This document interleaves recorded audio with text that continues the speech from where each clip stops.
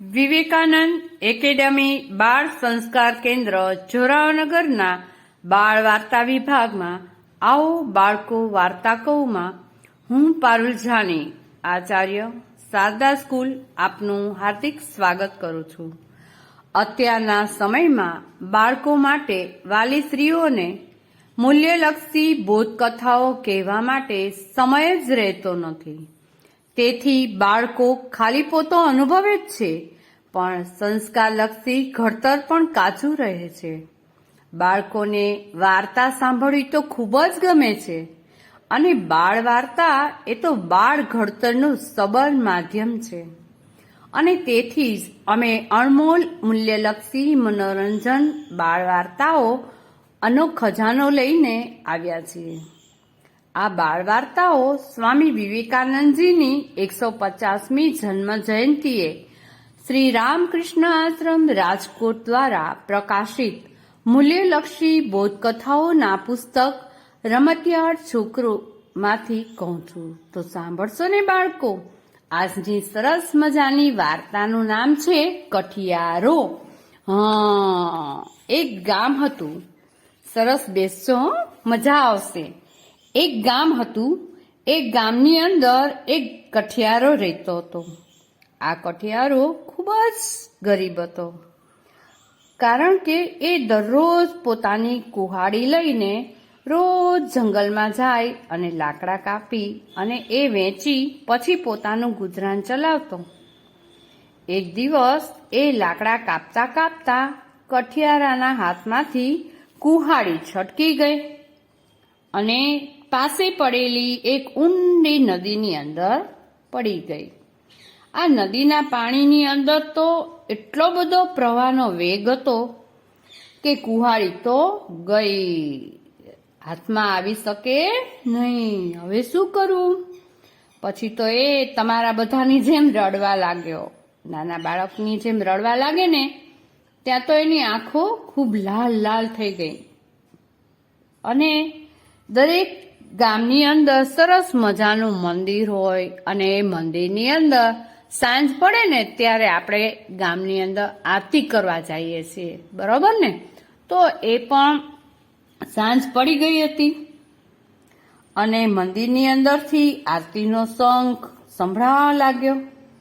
એ તો પોતાની આંખો લૂછી અને ઘર તરફ ચાલવા માંડ્યો કે આજે કશી વસ્તુ મળી નહીં, કારણ કે એના હાથમાંથી કુહાડી છૂટકી ગઈ હતી અને નીચે પડી ગઈ હતી। લાકડા તો ઝાઝા બધા કપાઈ નહોતા શક્યા, એટલે બચારો રોતો રોતો જતો રહ્યો। હવે એને કોઈ બોલાવતું હોય એવો અવાજ સાંભળવા મળ્યો। અરે, આમ રડે છે શા માટે? તને શું થયું છે? આ સાંભળી અને એ તો ડરી ગયો। આપણને કોક એકદમ ઓચિંતાનું બીવડાવીને કે અરે આમ રડે છે શા માટે, તો આપણને ખબર ન હોય અને કોઈ કહે તો આપણને શું થાય? બીક લાગી જાય ને। એને પણ બીક લાગી ગઈ। એને તો ચારે બાજુ જોયું, પણ કોઈ દેખાયું નહીં। બધી શાંતિ હતી। અને વળી પાછો થોડુંક આગળ થયો, વળી પાછો અવાજ આવ્યો, અરે તું ડર નહીં, તને શું થયું છે એ વાત તો કર। કઠિયારાએ તો પોતાની વાત કરી।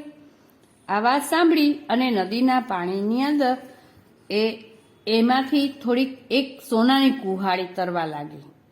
થોડી વાર પછી આ નદીમાં પાણી હતું ને એની અંદર સોનાની કુહાડી તરવા લાગી, અને પાછો અવાજ આવ્યો, આ કુહાડી તારી છે? તો કઠિયારાએ પોતાની કુહાડી નહોતી, એટલે એણે તો ના પાડી દીધી કે ના ભાઈ ના, આ કુહાડી મારી નથી। એટલે એણે ચાંદીની કુહાડી તરવા લાગી નદીના પાણી ઉપર। એને કીધું કે આ કુહાડી તારી છે? હવે તો કહે તો કે ના ભાઈ ના, આ કુહાડી પણ મારી નથી, મારી તો લોઢાની કુહાડી છે। અંતે કઠિયારાની જે લોઢાની કુહાડી હતી ને એ ત્યાં નદીમાં પડી ગઈ હતી ને અને ખોવાઈ ગઈ હતી ને, એ કુહાડી પાણી ઉપર તરતી તરતી જોવા મળી। એટલે તરત જ બચારો તો રાજી થઈ ગયો, ખૂબ જ આનંદમાં આવી ગયો, રાજી રાજી થઈ ગયો। અને શું કીધું ખબર છે? હા, આજ મારી કુહાડી છે, આજ મારી કુહાડી છે। પણ થોડીક વારમાં તો એની જે લોઢાની કુહાડી હતી ને એ પણ ગાયબ થઈ ગઈ। બોલો, પછી તો પાછળ ચારેય બાજુથી શાંતિ શાંતિ લાગતી હતી. એ મૂંઝાઈ ગયો કઠિયારો. ત્યાં તો એકાએક આપણને ભગવાન પ્રસન્ન થઈ જાય ને તો કેવો પ્રકાશ પ્રકાશ લાગે, અને આપણી આંખો અંજાઈ જાય એવી એની આંખો પણ અંજાઈ ગઈ. ચારે બાજુ પ્રકાશ પ્રકાશ લાગવા માંડ્યો.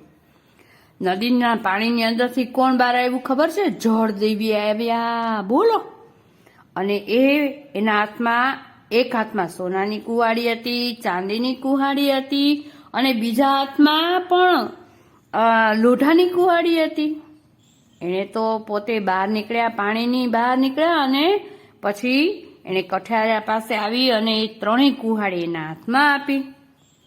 કઠિયારો તો કાંઈ જ બોલી ન શક્યો અને એને હાથમાં આપી અને પાછા અદ્રશ્ય થઈ ગયા. કઠિયારાને તો નવાઈનો પાર ન રહ્યો. એને તો ખૂબ જ આશ્ચર્ય થયું, પણ એ સતત આંખની પલકે માર્યા વગર એકી ટસે નદીના પાણીમાં જોતો જ રહ્યો કે આ અવાજ કોણ કરે છે, ને આવો એટલો બધો પ્રકાશ, અને મારા હાથમાં 3 પ્રકારની કુહાડી આપી, એક સોનાની, એક ચાંદીની અને એક મારી લોઢાની. પણ મિત્રો, જે લોકો સત્યવાદી હોય ને એને જ આ મુશ્કેલી આવે, પણ કોઈ દિવસ ભગવાન એનો સાથ છોડતો નથી. એ હંમેશા આપણી રક્ષા કરે છે.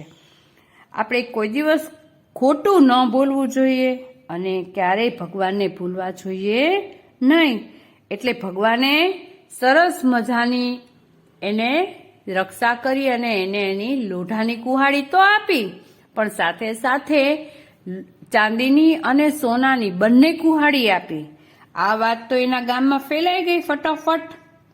ત્યાં એક જણ હતો ને, એક માણસ એ ગામમાં એવો હતો, એને તો આ વાત સાંભળીને એટલે કઠિયારાનો વેશ લઈ લીધો અને પાછો એ જ્યાં નદી સુધી આવ્યો અને એ નદીની અંદર પોતાની લોઢાની કુહાડી હતી ને એ નાખી દીધી પાણીમાં, અને પછી મંડ્યો રડવા. રડતા રડતા પ્રાર્થના કરી ભગવાનને. એટલે જળદેવી એને પણ કારણ પૂછ્યું. જવાબ સાંભળીને જળદેવીએ પહેલા તો એને ફેંકેલી લોઢાની કુહાડી દેખાડી. કોણે ફેંકી દીધી હતી? ઓલા ધુતારા કઠિયારાએ.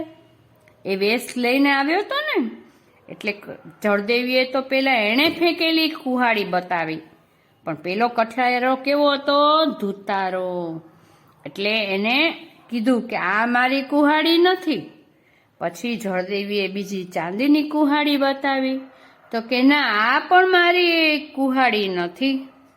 છેવટે જળદેવીએ સોનાની કુહાડી બતાવી.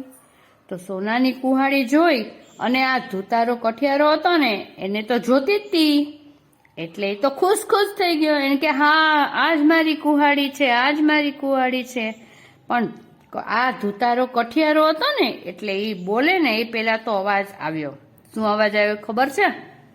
લોભી અને જુઠ્ઠા બોલનારા ઉપર ક્યારેય ભગવાન કૃપા કરતા નથી અને એને પૈસા પણ નથી આપતા.